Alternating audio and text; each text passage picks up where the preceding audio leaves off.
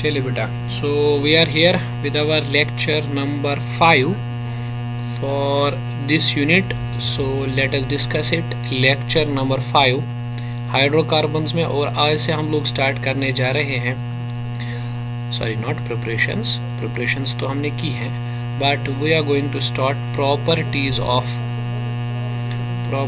Of alkanes from today. ठीक है ना. जितने भी हम प्रॉपर्टीज़ पढ़ेंगे, those properties will be on your text book. तो आप वहाँ पे रेफर कर सकते हो उन टेक्स्ट बुक से, तो वहाँ से आप पढ़ सकते हो. ठीक है ना. I will be strictly following the NCERT book. Okay, so let us first discuss important properties. So पहली प्रॉपर्टी जो हम डिस्कस करेंगे that will be substitution reaction. That is the substitution reaction of alkanes. Okay, ठीक है. In general आपको पता तो होगा कि सब्स्टिट्यूशन रिएक्शन हम किसको कहते हैं. ठीक है. तो अगर आपको पता है कि सब्स्टिट्यूशन रिएक्शन आखिर है क्या, तो ठीक है. अगर नहीं पता है तो let me say some brief words about the definition of substitution reactions. Okay, so let us say बेटा कि सब्स्टिट्यूशन हम किसको कहते हैं. से फॉर एग्जांपल आपके पास कोई कंपाउंड है AB, से this is some sort of a compound, और यहाँ से एक अटैकिंग रिएजेंट आया C, उसने इस कंपाउंड के ऊपर अटैक कर दिया. तो जैसे उसने अटैक किया तो व्हाट विल हैपन, रिजल्ट क्या हुआ. रिजल्ट ये हुआ कि उसने इस B को रिप्लेस कर दिया. अब कंपाउंड बन जाएगा AC प्लस B. तो इस रिएक्शन में हुआ क्या, इस रिएक्शन में हुआ सर ये कि replacement of B by C.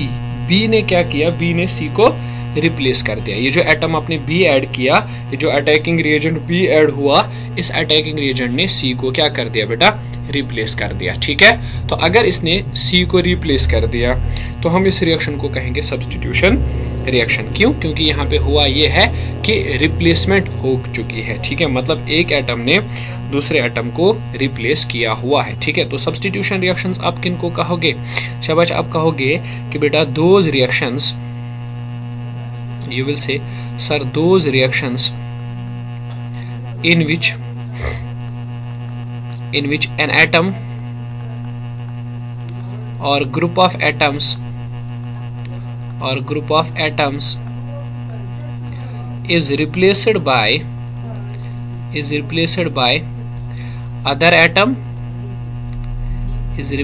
by other atom or group of atoms. ठीक है ना, और group of atoms, right. तो अगर एक एटम या बहुत सारे एटम्स हैं जिनको रिप्लेस किया जा रहा है बाकी एटम्स के जरिए, जिनको रिप्लेस किया जा रहा है बाकी एटम्स के जरिए, तो we will call this procedure as substitution. ठीक है ना. मैं एक एग्जांपल लेके आपको समझाता हूँ. से फॉर एग्जांपल मेरे पास CH4 है. CH4 इज मीथेन, और हमने ऐड कर दिया है इसमें फॉर एग्जांपल क्लोरीन Cl2. अब हुआ क्या, ध्यान से देखो, ये CH4 है, H यहाँ से एक है, H यहाँ से एक है, H यहाँ से एक है, और एक H यहाँ से है. ठीक है ना. अब आपने क्लोरीन ऐड कर दिया है Cl2. तो हुआ क्या कि इस क्लोरीन ने एक हाइड्रोजन को जाके रिप्लेस कर दिया. ठीक है ना. तो रिप्लेसमेंट के बाद ये मॉलिक्यूल कैसा दिखेगा, HCH. तो ये वाला हाइड्रोजन जो है ना, अब ये रिप्लेस हो चुका है. अब इसकी जगह पे क्या आएगा बेटा, क्लोरीन आ जाएगा. ठीक है. तो ये H कहाँ जाएगा, ये इस दूसरे वाले क्लोरीन के पास जाएगा. तो HCl, मतलब इस रिएक्शन में आपको प्रोडक्ट मिलेगा CH3Cl प्लस HCl. तो यहाँ पे हुआ क्या है, हुआ ये है कि sir replacement of hydrogen atom, जो हाइड्रोजन एटम है वो रिप्लेस हो गया है. किसने रिप्लेस किया, बाय क्लोरीन. ठीक है कि नहीं. क्लोरीन ने हाइड्रोजन को क्या किया है, रिप्लेस कर दिया है. ठीक है ना. क्लोरीन ने हाइड्रोजन को रिप्लेस कर दिया है. ठीक. तो इस रिएक्शन को हम लोग बोलेंगे बेटा सब्स्टिट्यूशन रिएक्शन. ठीक है. और सब्स्टिट्यूशन रिएक्शन जो है ना, ये बहुत ही फंडामेंटल और मेजर प्रॉपर्टी है किनकी, अल्केन्स की. ठीक है. चलो समझते हैं कि आखिर मसला क्या है, कैसे ये फंडामेंटल प्रॉपर्टी है इनकी। ठीक, देखो यही वाली रिएक्शन लेते हैं जो अभी मैं डिस्कस कर रहा था, CH4 एंड देन मैंने डाल दिया इसके साथ क्लोरीन। ठीक है, हम इस रिएक्शन को करेंगे in presence of sunlight, H new मतलब सनलाइट की प्रेजेंस में हम इसको करेंगे। ठीक है, तो होती कैसे है ये रिएक्शन, मतलब इसका मैकेनिज्म क्या है इस रिएक्शन का। बेटा ये रिएक्शन जो है ना एक मैकेनिज्म के ज़रिए होती है जिसको बोलते हैं फ्री रेडिकल मैकेनिज्म। क्या बोलते हैं? Free radical mechanism. यानी मैं कह रहा हूँ कि ये रिएक्शन जो है ना एक ख़ास मैकेनिज्म के ज़रिए होती है और उस मैकेनिज्म को कहते हैं फ्री रेडिकल मैकेनिज्म। अब ये फ्री रेडिकल मैकेनिज्म क्या है, ध्यान से समझिएगा फ्री रेडिकल मैकेनिज्म क्या होता है। देखो बेटा इसमें टोटल 3 स्टेप्स आपको मिलेंगे। एक तो होगा स्टेप नंबर 1। स्टेप नंबर 1 को हम लोग कहते हैं chain initiation step. Step number 1 को हम लोग कहते हैं chain initiation step.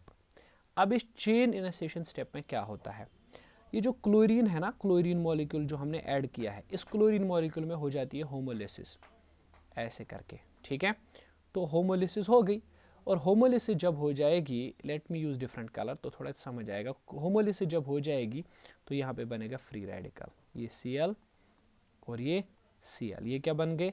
These are chlorine free radicals, chlorine free radicals. तो रिएक्शन में अब बन गया क्लोरीन फ्री रेडिकल, राइट। अच्छा ये जो प्रोसेस है ना ये बिल्कुल एक एंडोथर्मिक स्टेप है, यानी ये एंडोथर्मिक प्रोसीजर है। ज़रा बोलो क्यों एंडोथर्मिक? इसलिए है बेटा क्योंकि इसमें हमें रिएक्शन एनर्जी सप्लाई करनी पड़ेगी तभी जाकर ब्रेक डाउन होगा, otherwise break down of chlorine is not possible. Okay, अब आते हैं स्टेप नंबर 2 पे। ठीक है, स्टेप नंबर 2 पे, स्टेप नंबर 2 है ना, it is called a chain propagation step. Chain propagation, it is called a chain propagation. Okay, तो है क्या ये चेन प्रोपोगेशन, अच्छे से समझो। अब जो मॉलिक्यूल आपके पास है CH4 का मॉलिक्यूल जो है, ठीक है, let me draw it this way, CH4 का मॉलिक्यूल। ओके, CH4 का मॉलिक्यूल ये है CH, यहाँ से H, यहाँ से H और यहाँ से H, CH4। अब इस पे अटैक करेगा क्लोरीन फ्री रेडिकल। ठीक है ना, तो जब जैसे ही क्लोरीन फ्री रेडिकल ने अटैक किया इस बॉन्ड का होमोलिसिस हो जाएगा, मतलब ये यहाँ और यहाँ पे हाइड्रोजन क्लोरीन के साथ कंबाइन होगा, इट विल बिकम HCl और साथ में क्या निकलेगा, साथ में ये निकलेगा CH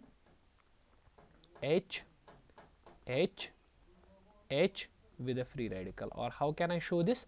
Let me use a different color, I will show it this way, CH3, हाँ ऐसे।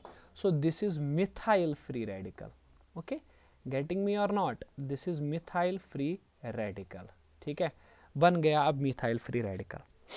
ठीक है, अब देखो नेक्स्ट स्टेप में क्या होता है। अब रिएक्शन में कौन कौन सी चीज़ें प्रेजेंट है समझो अच्छे से। एक तो आपका ये क्लोरीन फ्री रेडिकल है और मिथाइल फ्री रेडिकल है। पहले तो ये दोनों आपस में मिलते हैं CH। अच्छा ये जो मिथाइल फ्री रेडिकल है ना, देखो मिथाइल फ्री रेडिकल एक और काम भी करता है। जितने भी क्लोरीन्स आपने ऐड किए सारे के सारे क्लोरीन्स तो फ्री रेडिकल में कन्वर्ट नहीं हो गए होंगे ना, बहुत सारे तो एज सच होंगे, तो चलिए उनको ले लेते हैं। ठीक है, तो जब अटैक होता है ना तो क्या होता है, इसकी हो जाती है होमोलिसिस और यहाँ पे क्या हो जाता है CH3 एक क्लोरीन के साथ कंबाइन और एक और क्लोरीन फ्री रेडिकल प्रोड्यूस हो जाता है। ठीक है ना, तो ये होता रहता है। मतलब क्या कि पहले एक मॉलिक्यूल मीथेन का कन्वर्ट हो गया, वो उसने फ्लोरीन फ्री रेडिकल के साथ रिएक्ट किया, वहाँ से मिथाइल फ्री रेडिकल बना। मिथाइल फ्री रेडिकल बाकी क्लोरीन मॉलिक्यूल्स के साथ रिएक्ट करता है। किन क्लोरीन मॉलिक्यूल्स के साथ? जिनका अभी तक फ्री रेडिकल नहीं बना है, और यहाँ पे बन जाते हैं, होगी सब्सटीट्यूशन। ठीक है ना, तो ये चलता रहता है। और उसके बाद then will move to step number 3। Step number 3 जो है that is called as chain termination step. Chain termination step, ठीक है ना, चेन टर्मिनेशन। चेन टर्मिनेशन में क्या होता है कि जितने भी फ्री रेडिकल्स अभी रिएक्शन में प्रेजेंट हैं वो सारे फ्री रेडिकल्स एक दूसरे के साथ रिएक्ट करते हैं। ठीक है, बताओ कौन कौन सा? एक तो क्लोरीन फ्री रेडिकल है, ये क्लोरीन फ्री रेडिकल आपस में रिएक्ट करते हैं और वापस से Cl2 बनता है। ठीक है, और CH3 फ्री रेडिकल है, CH3 फ्री रेडिकल बाकी CH3 फ्री रेडिकल्स के साथ रिएक्ट करते हैं और बनता है CH3।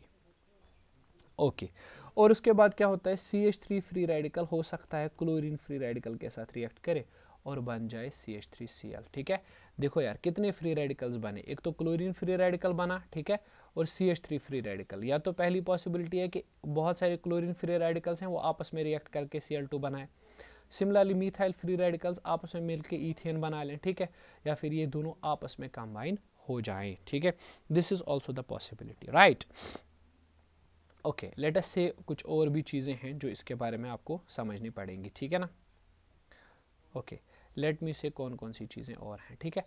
देखो बेटा, अगर आपने ये वाला मॉलिक्यूल लिया था CH4 और आपने साथ में डाल दिया Cl2 इसमें और साथ में सनलाइट आपने ऐड की थी, तो व्हाट विल हैपन, अभी मैंने बोला CH3Cl, मतलब एक हाइड्रोजन रिप्लेस होगा क्लोरीन से और यहाँ पे बनेगा HCl, ठीक है ना। अब लेकिन अगर आप इसको एक्सेस में लोगे, एक्सेस का मतलब बहुत ज़्यादा लोगे, तो ये रिएक्शन यहीं पे स्टॉप नहीं होने वाली है, ठीक है। अभी बहुत सारे क्लोरीन मॉलिक्यूल्स और होंगे तो एक और हाइड्रोजन एटम रिप्लेस होगा, मतलब अभी 3 है ना, अब 2 ही बचेंगे, और एक हाइड्रोजन जो बाहर निकलेगा उसकी जगह भी क्लोरीन आ जाएगा, तो it will become Cl2 and then HCl, ठीक है। ये रिएक्शन यहीं पे स्टॉप नहीं होगी और भी आगे बढ़ेगी, तो व्हाट विल हैपन, एक और हाइड्रोजन एटम रिप्लेस होगा CHCl3 and then HCl, this is chloroform,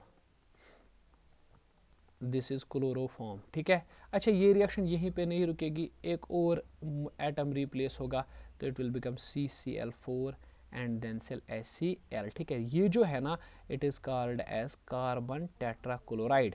अब ये कार्बन टेट्राक्लोराइड नॉन पोलर होता है, ठीक है, और एक एक्सीलेंट सॉल्वेंट की तरह काम करता है, ठीक है। ये आ गया समझ। Okay, this is you can say it is example number 2, okay। अब मैं इसके बाद एक और एग्जाम्पल पे आ रहा हूँ, एग्जाम्पल नंबर 3, ठीक है, अच्छे से समझ लो बेटा। एग्जाम्पल नंबर 3 पे आते हैं, ठीक है। Let me say some other example, से फॉर एग्जाम्पल आपके पास ये है CH3, दिस इज ईथेन, और आपने ईथेन के साथ Br2 ब्रोमीन ऐड कर दिया in presence of sunlight, okay. तो होगा क्या, सबसे पहले अगर आप देखेंगे मैकेनिज्म तो वही है जो अभी हमने किया, वो एक्सप्लेन करने की दोबारा से ज़रूरत नहीं है। सो आप इसको कैसे लिख सकते हो, ये तो C2H6 है ना, होगा ये कि इट विल बिकम C2H5, एक हाइड्रोजन बाहर निकलेगा, उसकी जगह ब्रोमीन आएगा और साथ में HBr, है ना। फिर अगर आपने इसको एक्सेस में लिया हुआ है तो रिएक्शन यहीं पे स्टॉप नहीं करेगी, शाबाश। तो क्या बनेगा, Br2 और ऐड होगा, एक और हाइड्रोजन रिप्लेस होगा C2H4 और यहाँ पे Br2, ठीक है। एक और हो सकता है C2H5 Br3, okay. This procedure will continue till all the hydrogens are exhausted, ठीक है कि नहीं, है ना। तो मतलब replacement of hydrogens takes place till all hydrogens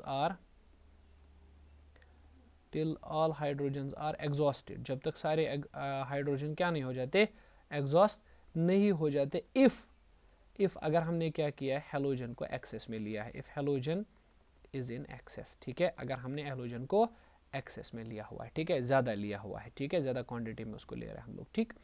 चलिए, अच्छा, एक और चीज़ है जिसके बारे में हम आपसे डिस्कस करेंगे, वो है रिएक्टिविटी के बारे में, ठीक है ना। मतलब देखो, हेलोजेंस तो बहुत सारे हैं ना, ठीक है, 4-5 हेलोजेंस हैं हमारे पास फ्लोरीन है, क्लोरीन है, ब्रोमीन है और आयोडीन है, ठीक है। तो इनमें से सबसे क्विक रिएक्शन करता है fluorine, then chlorine, then bromine, ठीक है। तो this is the order of free radical substitution, ठीक है। This is the order of free radical substitution, ये फ्री रेडिकल सब्सटीट्यूशन का ऑर्डर है, ठीक है। अब अच्छे से समझो कि जो फ्लोरीन के साथ, जब भी फ्लोरीन के साथ सब्सटीट्यूशन होती है ना, तो it is highly exothermic reaction, ये बहुत ही ज़्यादा एक्सोथर्मिक रिएक्शन होती है, ठीक है। So you can say that sir this reaction is explosive, basically ये एक्सप्लोजिव है, ठीक है कि नहीं, है ना, एक्सप्लोजिव रिएक्शन है, ठीक है। और आयोडीन के साथ एक स्लो रिएक्शन होती है, स्लो रिएक्शन, ठीक है ना, ज़्यादा रिएक्शन नहीं होती है, क्योंकि आयोडीन की रिएक्टिविटी जो है वो काफ़ी कम है ना। तो इतना तो आप जानते हो, ठीक है, कि इसकी रिएक्टिविटी बहुत कम है। तो ये ऑर्डर आप लोगों को याद रखना है, ठीक है। बेसिकली हम कह सकते हैं कि जो आयोडीनेशन होता है ना, जब भी आयोडीनेशन हो जाती है, आयोडीनेशन एज सच पॉसिबल मतलब नहीं होती है, आयोडीनेशन इज सिलेक्टिव, सिलेक्टिव का मतलब होता है कि कुछ कंपाउंड्स के साथ ही आयोडीनेशन हो सकती है। Okay, I will be making a separate lecture on this selective nature, right.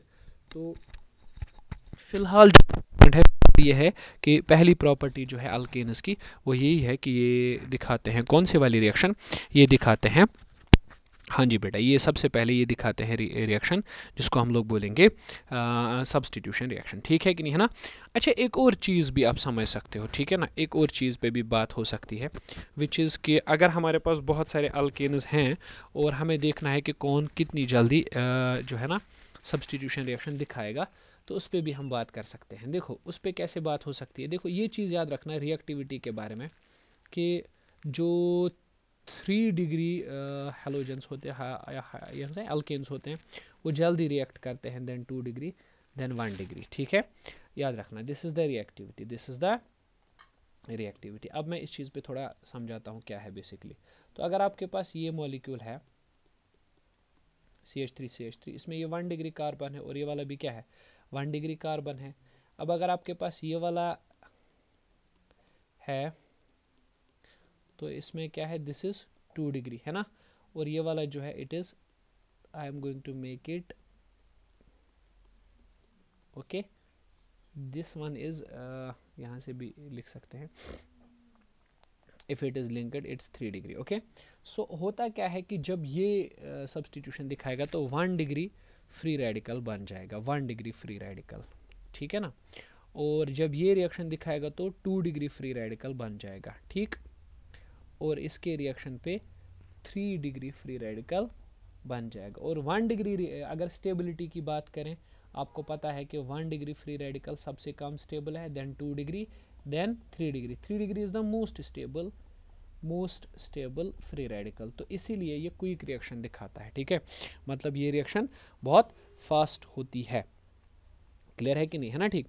तो ये चीज़ आपको याद रखनी है, ठीक, कि किस तरह से रेट वगैरह जो हैं वो चीज़ें हो जाएंगी। You have to remember each and everything, ठीक है। सो इसमें खाली 3 स्टेप्स आपको मिलेंगे, नाइट ये ना जो मैंने बोला, chain initiation, chain propagation and then chain termination. Okay, let's take some other example of this free radical substitution in case of alkenes.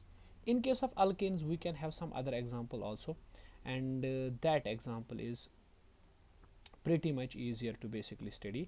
तो उसमें हम लोग देखें क्या करेंगे। हमारे पास दूसरी एग्जांपल है which is called as nitration. Okay, इसी फ्री रेडिकल सब्स्टिट्यूशन की दूसरी एग्जांपल है हमारे पास which is called as nitration of alkanes. Okay, ये एग्जांपल है बेटा पहली प्रॉपर्टी की ही, सब्स्टिट्यूशन की ही एग्जांपल अभी चल रही है, ठीक है।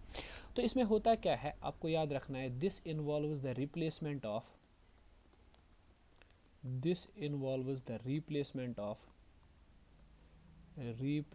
Of hydrogen bye NO2 group, ठीक है। जब हम हाइड्रोजन को रिप्लेस करते हैं NO2 ग्रुप से तो हम इसको कहते हैं कि हमने की है नाइट्रेशन। क्या की है, नाइट्रेशन, ठीक है ना। तो करते क्या है बेसिकली होता यह है कि हमारे पास जो अल्केन होता है, अल्केन, ठीक है ना, और हम लेके आते हैं नाइट्रिक एसिड, ठीक है, अल्केन और नाइट्रिक एसिड, ठीक है, दोनों को हम इकट्ठे बॉयल कर देते हैं, वी बॉयल देम टुगेदर, ठीक है ना। तो अगर आप इनको बॉयल करोगे ना टुगेदर तो व्हाट विल हैपन, एक फ्री रेडिकल सब्स्टिट्यूशन रिएक्शन हो जाती है, ठीक है, एक फ्री रेडिकल सब्स्टिट्यूशन रिएक्शन यहाँ पे हो जाती है, ठीक है। Let me say how it happens. Okay, usually higher alkanes ही ये रिएक्शंस दिखाते हैं, लोअर भी दिखा सकते हैं, बट चलिए लोअर से ही स्टार्ट करते हैं। CH4 is a lower alkane called as methane, है ना। आपने इसके साथ डाल दिया HNO2 इज नाइट्रिक एसिड, है ना, nitric acid, HNO3 sorry not 2 3, तो ये हमने डाल दिया in the temperature 723 Kelvin to 773 Kelvin. Okay, this is the temperature. See how this reaction happens basically. What is the mechanism? Mechanism is simple. सबसे पहले क्या होता है, आप पहले HNO3 ले लीजिए, ये है HNO3, है ना, I can write it, H एक है, नाइट्रोजन एक है और ऑक्सीजन 3 है, ठीक है ना। तो पहले क्या होता है, पहले यहाँ पे होमोलिसिस हो जाती है, ब्रेक डाउन हो जाता है, तो OH फ्री रेडिकल बन जाता है और NO2 फ्री रेडिकल बन जाता है, ठीक है ना, ये बन गया। अच्छा, दूसरे स्टेप में क्या होता है, दूसरे स्टेप में ये जो आपके पास अल्केन है CH4, हम इसको ऐसे लिख सकते हैं CH3 और साथ में एक H, हाँ लिख सकते हैं। OH नेगेटिव फ्री अटैक करता है, तो OH नेगेटिव जैसे ही यहाँ पे अटैक करता है यहाँ पे बॉन्ड ब्रेक होता है, ठीक। तो OH नेगेटिव ने किस पे अटैक किया, H पे, तो बन गया क्या है H2O और साथ में CH3 का फ्री रेडिकल। अब देखो फ्री रेडिकल कितने अवेलेबल हैं, एक तो ये NO2 अवेलेबल है फ्री रेडिकल और CH3 अवेलेबल है। तीसरे स्टेप में क्या होता है, CH3 वाला फ्री रेडिकल NO2 वाले फ्री रेडिकल के साथ रिएक्ट करता है और यहाँ पे बनता है CH3NO2। Okay, so this is a first example, this is your first example, ठीक है, कि किस तरह से नाइट्रेशन हो जाती है। क्लियर है कि नहीं, है ना। Okay, let me say I am quoting some other example also. Let us say we are saying C6H14, okay, this is hexane, है ना, हेक्सेन, सिंपल हेक्सेन, एंड इसके साथ मैंने HNO3 डाल दिया है at the same temperature 723 Kelvin to 773 Kelvin. Okay, so what basically happens is, let us say what is the mechanism for this reaction. First step is same, NO2 free radical का यहाँ पे formation होता है, OH free radical बन जाता है और NO2 free radical बन जाता है।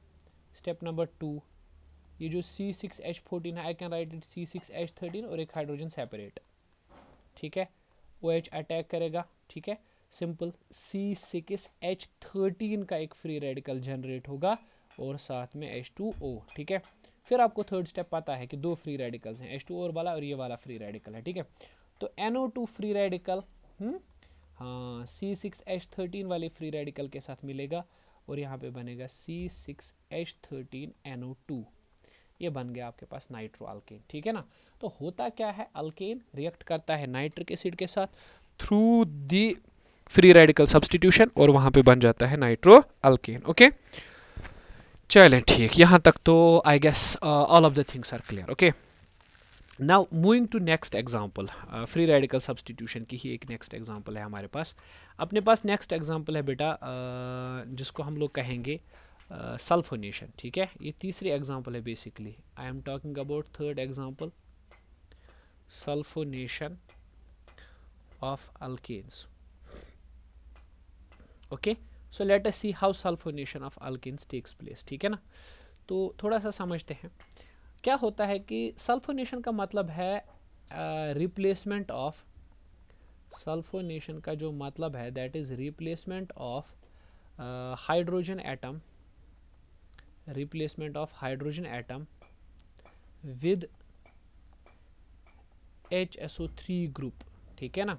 हम हाइड्रोजन एटम को रिप्लेस करते हैं, HSO3 ग्रुप के साथ हम रिप्लेस कर देते हैं उसको, ठीक है। लेकिन ये रिएक्शन जो है ना यूजुअली हायर टेम्परेचर्स पर ही होती है, ठीक है ना। मतलब आपके पास क्या है, यू हैव एन अल्केन, साथ में डाल दो सल्फ्यूरिक एसिड, ठीक है, सल्फ्यूरिक एसिड, ठीक, fuming sulphuric acid at 675 kelvin, तो आपका काम हो जाएगा, सब्स्टिट्यूशन हो जाएगी, ठीक है। मैं बेटा एक एग्जांपल लेके चलता हूँ, ये हायर अल्केन्स में ही अच्छी तरह से होती है reaction. C6H14 and then I have taken H2SO4, okay, सेन हम यहाँ पे डालेंगे 675 का केल्विन का टेम्परेचर। तो देखो मैकेनिज्म में क्या होता है, ये रिएक्शन बहुत सिंपल है, बहुत सिंपल। पहले क्या होता है, ये H2SO4 है आपका, काउंट कर लो H2SO4 ही है। फ्री रेडिकल सब्स्टिट्यूशन में क्या होता है, पहला स्टेप है जनरेशन ऑफ फ्री रेडिकल, ठीक है। तो यहाँ पे OH बन गया और HSO3 फ्री रेडिकल, ठीक है बेटा। फिर दूसरे स्टेप में क्या होता है कि C6H14 जो है इसके साथ HSO3 फ्री रेडिकल रिएक्ट करता है, क्या बनता है C6H13 का फ्री रेडिकल और एक H इसके साथ, really sorry this is not the step, sorry. Okay, होता क्या है इसमें, let me draw it in other manner. Okay, so यहाँ पे है C6H13 और यहाँ पे H, होता क्या है कि OH नेगेटिव, OH रिएक्ट करता है तो यहाँ से बनता है H2O और साथ में C6H13 का एक फ्री रेडिकल, ठीक है। फिर थर्ड स्टेप में क्या है, C6H13 का जो फ्री रेडिकल है वो रिएक्ट करता है HSO3 के रेडिकल के साथ, तो वहाँ पे बन जाता है C6H13 HSO3 फ्री रेडिकल, ठीक है, HSO3। तो इस तरह से हो जाती है हमारी कौन सी सल्फोनेशन वाली रिएक्शन, ठीक है। चलिए एक और एग्जांपल से कोट करते हैं, ठीक है। You may be just wondering, एक एग्जांपल, तो दूसरी एग्जांपल भी है हमारे पास, ठीक है ना। चलिए दूसरी एग्जांपल भी दे देते हैं, ठीक है। Let me use some sort of dark colour to it, और can use red colour. Okay चलिए देखिए, मैं एग्जांपल दे रहा हूँ बेटा इस वाले कंपाउंड की। आई गेस कि ये आप खुद से कर लोगे। CH3C, वैसे भी इजी है, CH3 और यहाँ पे एक हाइड्रोजन है, साथ में हमने डाल दिया है H2SO4, ठीक है। आई गेस कर लोगे, है कि नहीं, है ना। अरे सिंपल रिएक्शन तो है, बहुत आसान सी रिएक्शन है, कर लोगे, ठीक है।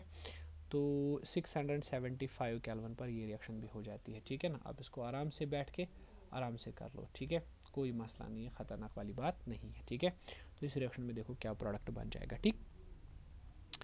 तो याद रखना है कि जो लोअर अल्केन्स होते हैं ना, जो लोअर अल्केन्स होते हैं, लोअर अल्केन्स जो होते हैं do not give lower alkanes do not give sulphonation. Lower alkanes में सल्फोनेशन होती ही नहीं है, ठीक है, नहीं होती है, पॉसिबल ही नहीं है लोअर अल्केन्स में, ठीक है। तो ये आपकी पहली प्रॉपर्टी है अल्केन्स की कि ये क्या दिखाते हैं, सब्स्टिट्यूशन रिएक्शंस दिखाते हैं। उसकी मैंने एग्जांपल दी हेलोजिनेशन बेटा पहली एग्जांपल है, ठीक है। लेट अस मेक श्योर कि आपको समझ आ गया होगा, ठीक है। ये वाली sorry this one substitution reaction में जो पहली एग्जांपल दी थी ना, क्लोरीन ऐड किया था, तो मतलब ये क्या है, हेलोजिनेशन ही तो है, ठीक है। फिर नेक्स्ट में हम लोगों ने नाइट्रेशन पढ़ा एंड देन वी सब्स्टिट्यूट ना sulphonation, okay. So we will meet in next lecture इंशाल्लाह।